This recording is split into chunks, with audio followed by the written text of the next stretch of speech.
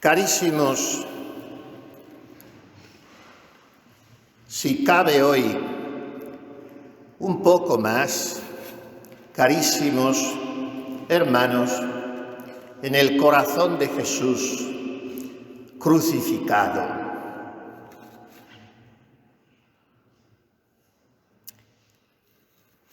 Debitores sumus non carni, solo de Dios. Somos deudores.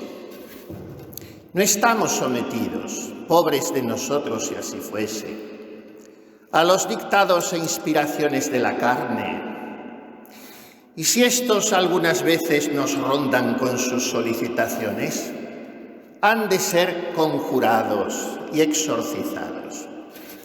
Porque para un cristiano lo único importante es la voluntad de Dios, o sea, marchar tras el Espíritu, no tras las opiniones o lo políticamente correcto, o el pensamiento imperante que nos acorrala y entonces se cae en lo que también acaba de decirnos la epístola de hoy,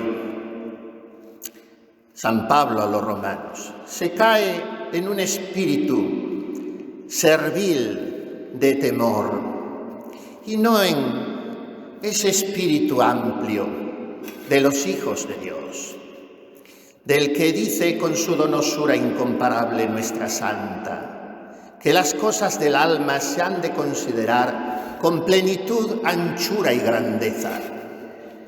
O sea, nada de arrinconamientos interiores, de tristezas esterilizantes, de miedos improcedentes. Somos hijos de Dios y marchamos tras el Espíritu de Dios, lo cual no quiere decir un iluminismo ácrata o subjetivista, hijo de la rebeldía o de la soberbia.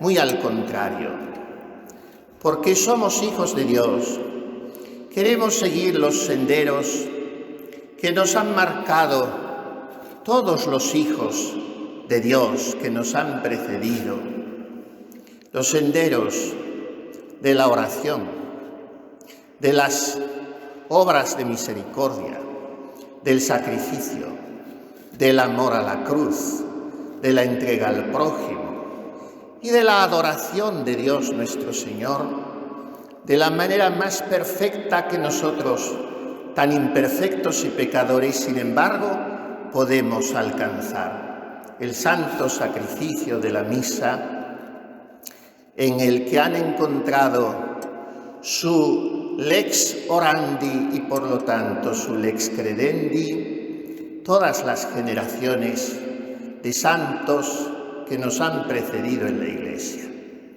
Por tanto, viviremos si con el Espíritu hacemos morir las obras de la carne, porque ese Espíritu nos liberará, nos asegurará, nos orientará y nos alegrará, haciendo que no se apodere de nosotros esa pasión negra e infecunda de la tristeza, aunque sí sean negros los nubarrones que se ciernen en el horizonte.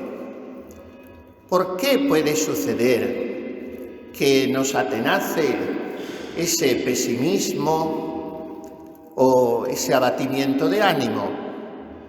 Porque se repite a lo largo de los siglos lo de la parábola con que hoy la Iglesia nos recuerda esa enseñanza concreta de Jesús, tan difícil de desentrañar incluso para los mismos padres de la Iglesia. Porque no es que aquel mayordomo o administrador fuese infiel. Hay que leer con atención el Santo Evangelio. Había un hombre rico, tenía un mayordomo, etic diffamatus est apudillum. Y este fue difamado ante su Señor. De manera que éste le llamó y, según un método desgraciadamente muy usual y tan tristemente injusto, no le escuchó siquiera, le condenó directamente, se fió de lo que le dijeron de aquel hombre. Quido caudio de te, ¿qué es lo que me dicen de ti? Dame las cuentas de tu administración, pero sábete que de todas formas estás despedido, no tienes sitio en mi casa. Pero si no le había escuchado, no le dejó al pobre hombre dar su descargo. Quizá estaba llevando bien las cuentas de aquel señor, pero se cayó en esa injusticia. No se escuchó ambas partes, y en este caso la parte más débil fue el administrador. Quedó despedido, pero como que era un hombre prudente, no se turbó. Acudió a un recurso que es el nudo de más difícil hermenéutica de este Evangelio y donde, como decimos, se debaten en disquisiciones un poco alambicadas, incluso los padres de la Iglesia, con su admirable penetración interpretativa. Pero convengamos en que es difícil desmadejar esto de ganarse amigos con el dinero injusto, porque Jesús nos pinta a aquel administrador llamando a unos proveedores y otros y haciéndoles que firmen sus respectivos recibos por menor cantidad de lo que han entregado de aceite o de trigo.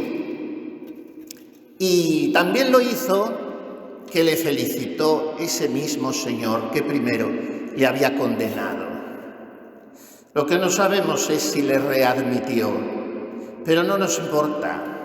Sabemos que volvieron a admitirle en las moradas eternas, como nos dice Jesús.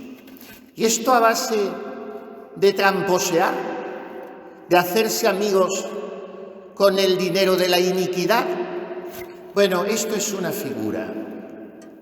Cuando nos parezca ser víctimas de marginaciones e injusticias, tenemos que pedir al Espíritu Santo el don de la paz, el del equilibrio interior de quien no se turba más que por la posibilidad de ofender a Dios, y entonces dedicarnos a hacernos amigos de una manera prudente, sabia y sobrenaturalmente astuta.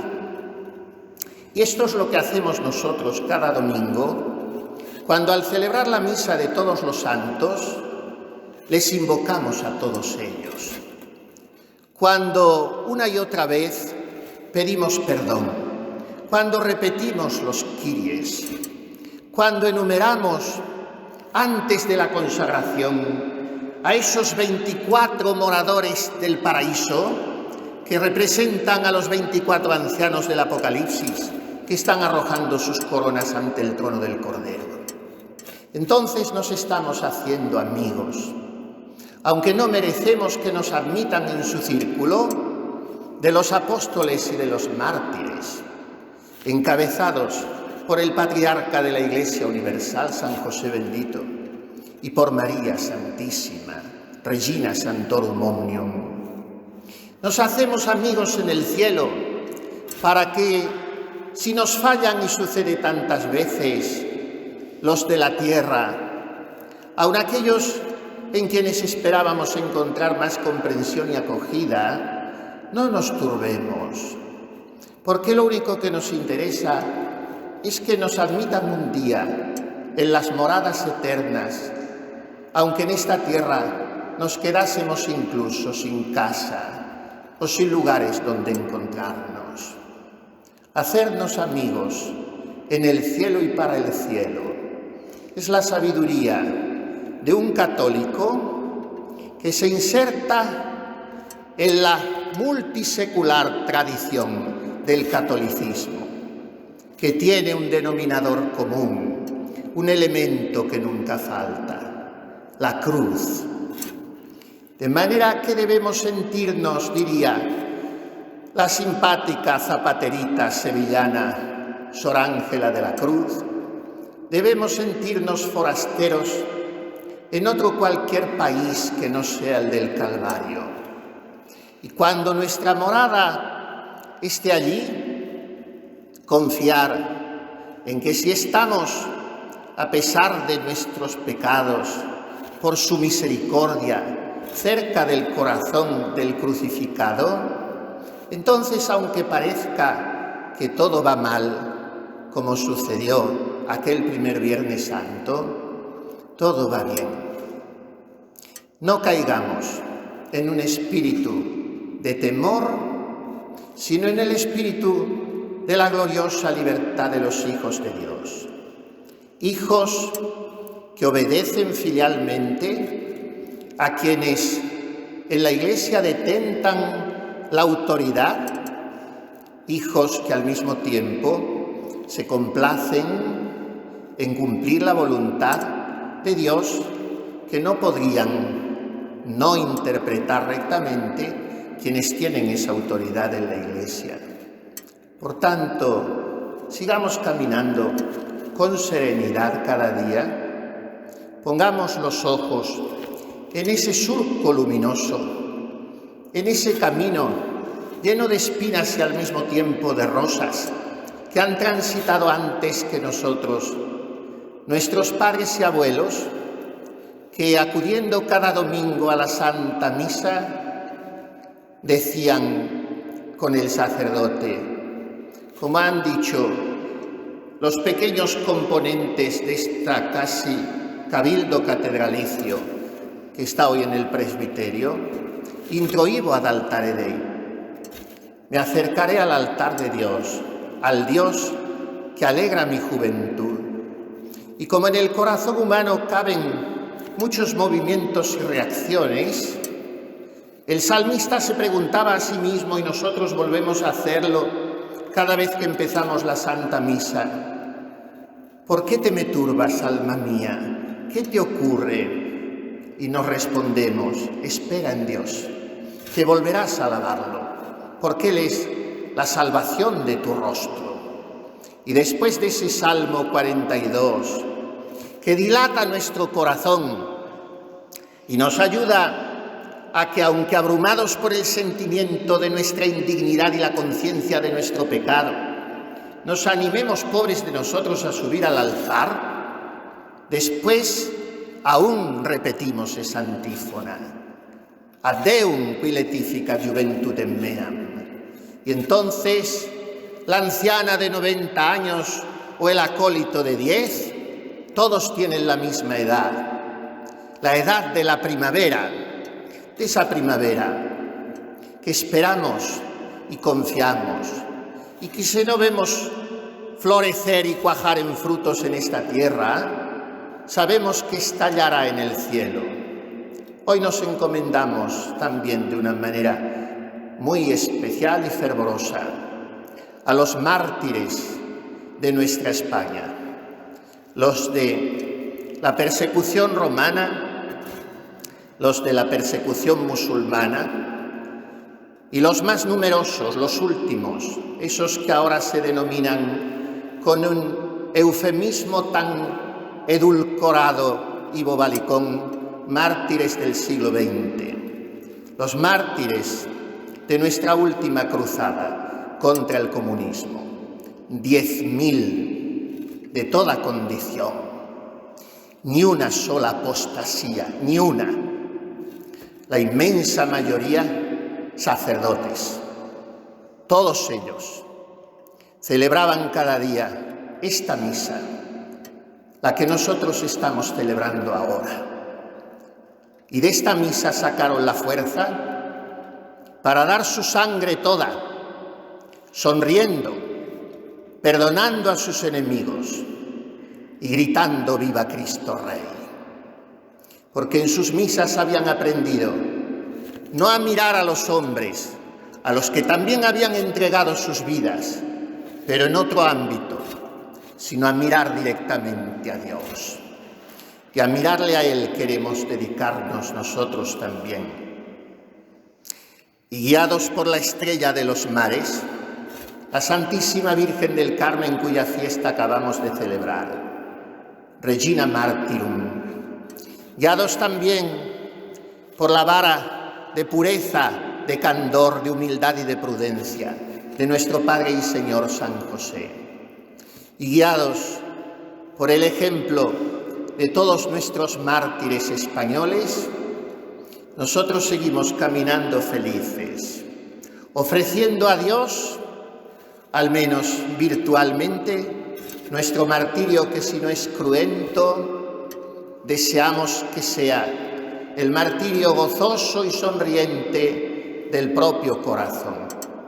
Entonces nos sentiremos forasteros en cualquier otro país que no sea el Calvario, todo con alegría, con tal de no ser nunca forasteros del cielo, al cual caminamos, ganándonos amigos allí, para que un día nos reciban en las moradas eternas.